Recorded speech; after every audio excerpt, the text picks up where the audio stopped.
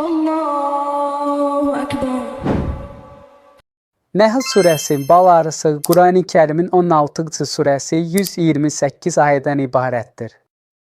Əsas mövzular: Allahın birliyi və hakimiyyəti, göy, yer, heyvanlar, su, bitkilər və meyvələr. Onun qüdrətini göstərir. İlahi hikmətin sübutları: Allah insanlara nemətlər, ağıl və rəhbərlik və danışmaq qabiliyyəti vermişdir.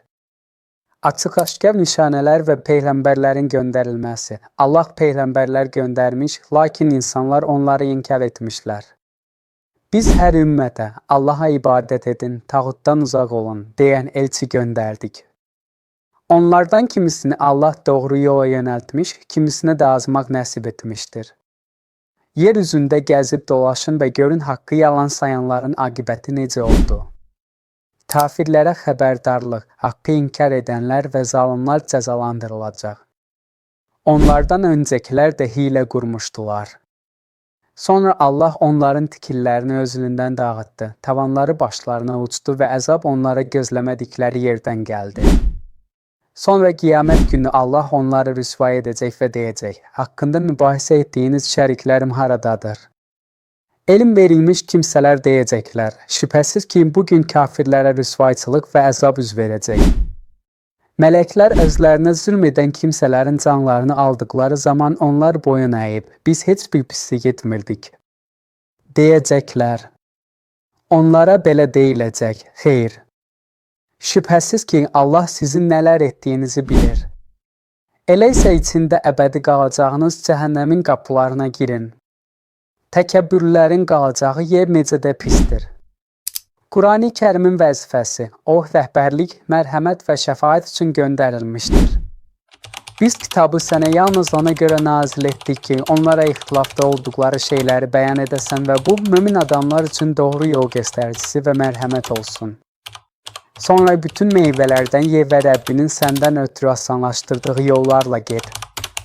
O arıların qarınlarından tərkibində insanlar üçün şəfa olan müxtəlif rəngli bal çıxır.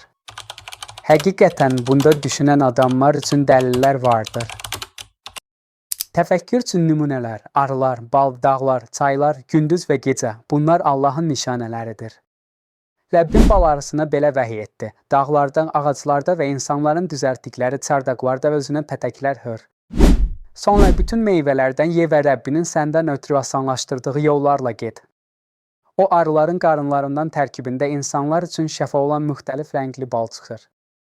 Həqiqətən bunda düşünən adamlar üçün dəlillər vardır. Ədalətə və yaxşılığa çağırış. Allah ədaləti, mərhəməti və qohumlara yardım etməyi əmr edir, pisliyi və zülmü qadağan edir.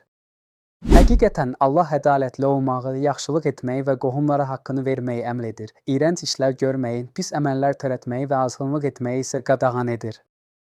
O sizə öyüd məsləhət verir ki, bəlkə düşünüb ibrət alasınız. İmandakı dözümlülük və səbr. Möminlər səbirli olmalı və Allaha güvənməlidirlər. Dində yalan uydurmağın qadağan edilməsi, Allaha yalan isnad etmək qadağandır. Dilinizin uydurduğu yalana əsasən bu halaldır, o haramdır deməyin, çünki Allaha qarşı yalan uydurmuş olursunuz.